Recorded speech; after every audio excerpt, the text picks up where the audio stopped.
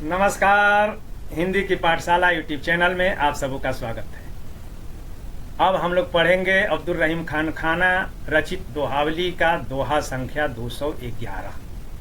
दोहा है, रहीमन देखी बड़े न को, लघु न दीजिए डार, जहाँ काम आवे सुई, कहाँ करे तरवार, रहीमा कहाँ करे तरवार।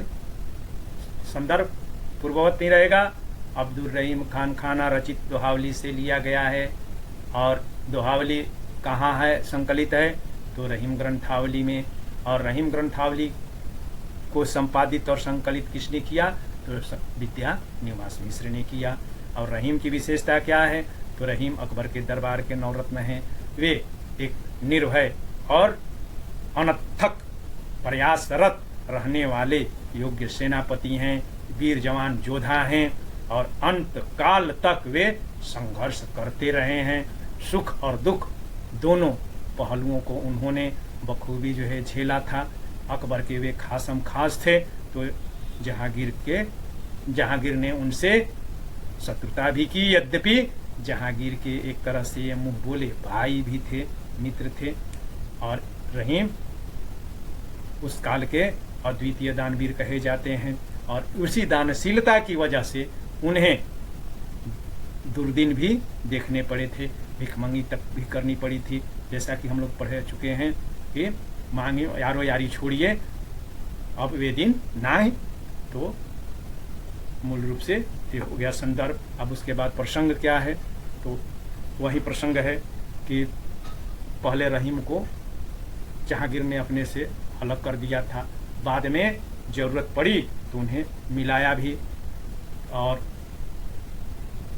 रहीम ने अपनी उपयोगिता सिद्ध भी की, बावजूद वो संबंध नहीं बन पाया वैसा संबंध जो कि बचपन में उन दोनों के बीच का जो संबंध था।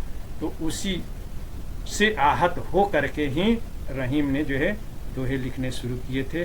और उसी समय उन्होंने यह भी देखा और परखा और लिखा कि सबकी जरूरत पड़ती है, छोटा हो या बड़ा, छोटे को तिरस्कृत नहीं किया जा सकता है। तो शब्दार्थ है, बड़ेन का मतलब बड़ा या बड़ी, और लघु का मतलब छोटा, और डारी का मतलब डार देना यानी कि त्याग देना, फेंक देना, और तरवारी का मतलब तलवार होता है। तो अब सरलार्थ और व्याख्या क्या है? तो रहीम कहते हैं कि अगर कोई बड़ी वस्तु मिल जाए, या कोई बड़ा आदमी मिल जाए, या कोई बहुमूल्य वस्तु मिल जाए, तो उसको देख करके, उसकी तरफ आकर्षित होकर के छोटी वस्तु को, या जो आपके मित्र हैं, सगे संबंधी हैं, अगर निम्न आय वर्ग के हैं, आपसे कमजोर हैं, छोटे हैं, तो भी उनको छोड़ नहीं देना चाहिए। उन्हें बड़ी वस्तु को पा करके छोटी वस्तु को फेंक नहीं देना चाहिए, क्योंकि दोनों की अपनी जगह, अपने अपने जगह पर उनकी अपनी उपयोगिता है। ठीक वैसे ही जैसे कि अगर किसी को मान लीजिए कि तलवार मिल गया, तो तलवार लड़ने के लिए, मारने के लिए, काटने के लिए, और सुई का काम क्या है? सिर्फ फटे को सीने के लिए। तो अगर तलवार मिल जाए तो सुई को त्याग नहीं देना चाहिए, क्योंकि तलवार बेचारी बन जाती है कब?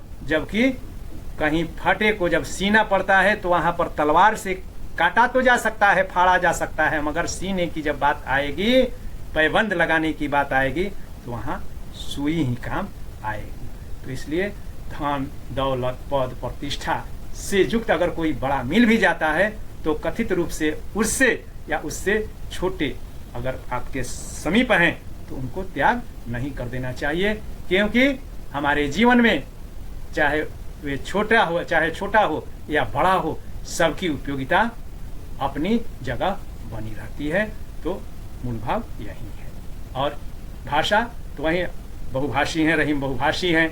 और संस्कृत, अरबी, फारसी, तुर्की, संस्कृत ब्रज भाषा और अवधि के ये भाषा मर्मज्ञ हैं। बहुत ही स्वाभाविक भाषा का, सरल भाषा का और सधी हुई सटीक भाषा का प्रयोग किए हैं। और इनके पद और इनके भाव बहुत ही लालित्यपूर्ण हैं, मनोरंजक भी हैं और दिल की गहराई तक पहुंचने वाले हैं। और भाषा में वर्णों का, शब्दों का विन्यास इस ढंग से किया है कि इसमें संगीत तत्वों भी आ गए हैं स्वाभाविक रूप से, बिना प्रयास के। इसीलिए यह मान्यता है और सर्वे यह कहता है कि कबीर के बाद सबसे ज़्यादा पढ़े और गाए जाने वाले कवि रहीम हैं। क्योंकि इन दोनों कवियों की इतनी जो है ख्याति है, लोकप्रियता है और इनके दोहे, कबीर की साखियाँ और रहीम के दोहे इतने सरल हैं, सहज हैं और गेय हैं कि आसानी से याद भी हो जाते हैं। और जो नहीं गाने में सक्षम होता है वह भी इसे गा लेता है, जैसे मैं गा लेता हूँ। तो इसीलिए ये सबसे ज़्यादा पढ़े और गाए जाने वाले कवियों में शुमार हैं। 2 पंक्तियों का यह दोहा छंद है और यह दोहा जो है मात्रिक छंद होता है, जिसमें 13 और 11 वर्णों पर यति दी जाती है। यति का मतलब जो है ठहरा रुकना पड़ता है। जैसे रहीमन देख बड़े न को, यहाँ पर रुकेंगे थोड़ी देर, फिर उसके बाद लघु न दीजिए डार, इसी को यति कहते हैं। तो इस भांति और अंतिम में ह्रस्व मात्रा होती है, अर्थात लघु मात्रा होती है। काव्य की दृष्टि से लघु, ह्रस्व मात्रा को लघु भी कहते हैं, लघु कहते हैं। तो इसमें भी उसका पालन किया गया है। आप गिन लेंगे 13 और 11 वर्णों पर यति दी गई है। और अलंकार तो बताया हूँ कि नीति युक्त जब दोहा होता है तो उसमें काव्यलिंग और उदाहरण या और दृष्टांत, ये 3 अलंकार स्वाभाविक रूप से होते हैं, क्योंकि युक्ति युक्त उत्तर उदाहरण के द्वारा दिया जाता है। इसलिए इसमें काव्यलिंग और दृष्टांत उदाहरण है, दृष्टांत यानी कि उदाहरण देकर के समझाया गया है। और अनुप्रास अलंकार है, अंतिम में वर्णों की आवृत्ति है, आर्य और डारी का आर्य और तरवारी का आर्य। संक्षेप में इसे इस रूप में हम कह सकते हैं कि रहीमन कवि कहते हैं कि सब जीवन में क्या छोटा और क्या बड़ा, सबका महत्व है। अगर बड़ा कोई मिल जाता है या कोई बड़ी वस्तु मिल जाए तो छोटी का त्याग नहीं कर देना चाहिए, क्योंकि समय आने पर छोटी ही काम करती है। अगर पैर में कांटा चुभ जाए तो उसको तलवार से नहीं निकाला जा सकता है, कब उसके लिए सुई की जरूरत पड़ती है।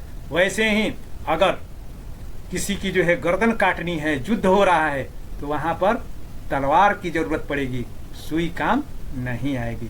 तो जहाँ चुभाना हो, कांटा निकालना हो, सीना हो, वहाँ पर तलवार बेकाम का है, और जहाँ युद्ध हो रहा है वहाँ पर सुई बेकाम है।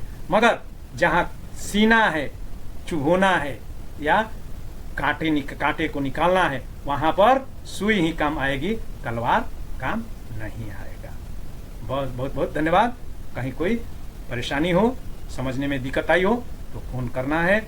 इसको अपने मित्रों के बीच लाइक, शेयर और सब्सक्राइब भी करना है। बहुत बहुत धन्यवाद।